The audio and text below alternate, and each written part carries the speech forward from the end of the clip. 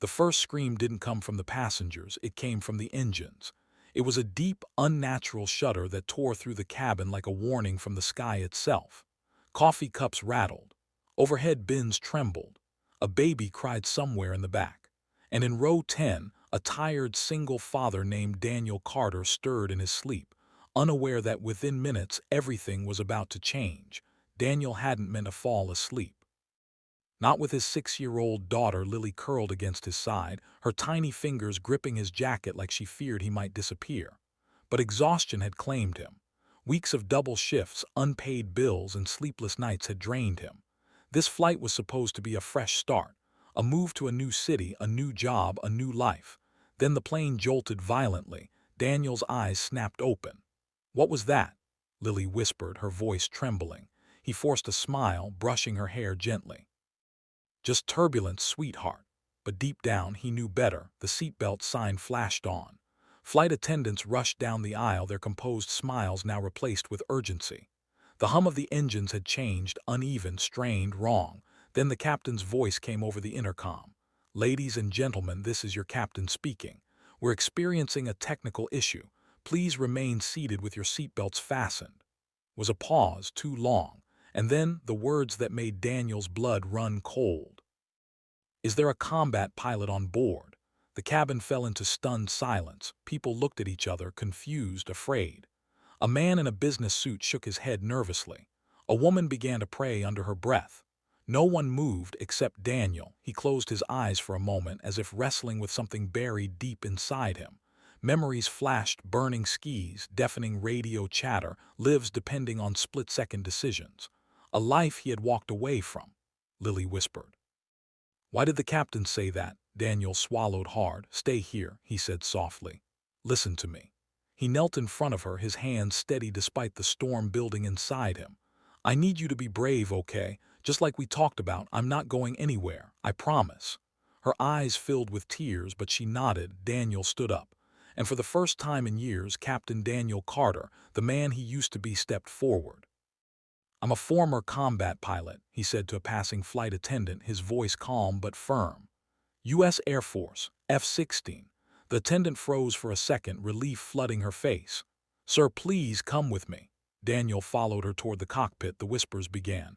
Was he serious? Can he really help? "God, please." Inside the cockpit, chaos reigned. Warning lights blinked aggressively. One of the engines had failed completely and the other was struggling. The co-pilot was pale, hands shaking slightly on the controls. "We've lost primary hydraulic control," the captain said quickly, glancing at Daniel. "Backup systems are barely responding. We're losing altitude." Stepped forward, his eyes scanning the instruments with practiced precision. The fear in the room didn't touch him, not anymore. This was where he had lived once, where he had survived. "Okay," Daniel said calmly. "Let's stabilize the aircraft first. Reduce speed. Give me partial manual control." Captain hesitated only for a fraction of a second before nodding. Daniel's hands moved over the controls like muscle memory had never left him. Outside, the sky stretched endlessly, but below danger loomed. They were flying over mountainous terrain. There was no room for error. Back in row 10, Lily sat clutching her father's jacket. The empty seat beside her felt colder with every passing second.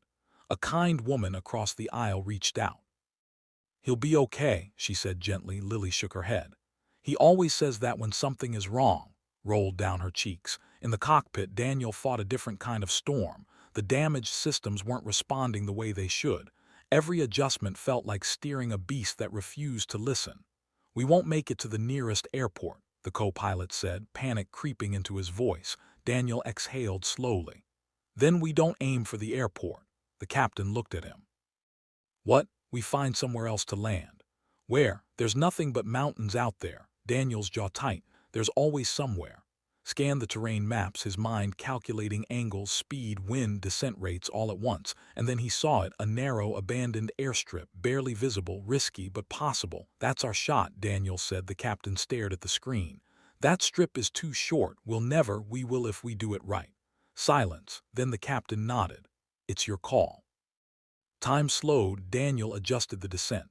The plane dipped, passengers gasping as the ground seemed to rush up toward them. "Easy," he murmured, more to himself than anyone else. The aircraft shook violently. Alarms screamed. The remaining engine sputtered. "Come on," Daniel whispered in the cabin. People held hands, prayed, cried. Lily squeezed her eyes shut, whispering, "Please bring my daddy back." The runway approached fast, too fast. "Brace for impact," the captain shouted. Daniel pulled the controls with precise force, guiding the plane down. The wheels hit the ground with a thunderous impact. A violent bounce, screams filled the cabin.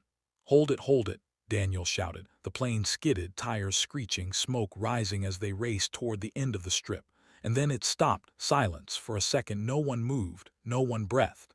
And then, like a wave breaking, the cabin erupted into cries, laughter, and applause. They were alive. In row 10, Lily jumped to her feet, looking toward the front desperately. Minutes later, the cockpit door opened. Daniel stepped out, tired, shaken, but alive. Lily ran to him, throwing her arms around him. Daniel dropped to his knees, holding her tightly, his composure finally cracking. "I told you," he whispered, his voice breaking.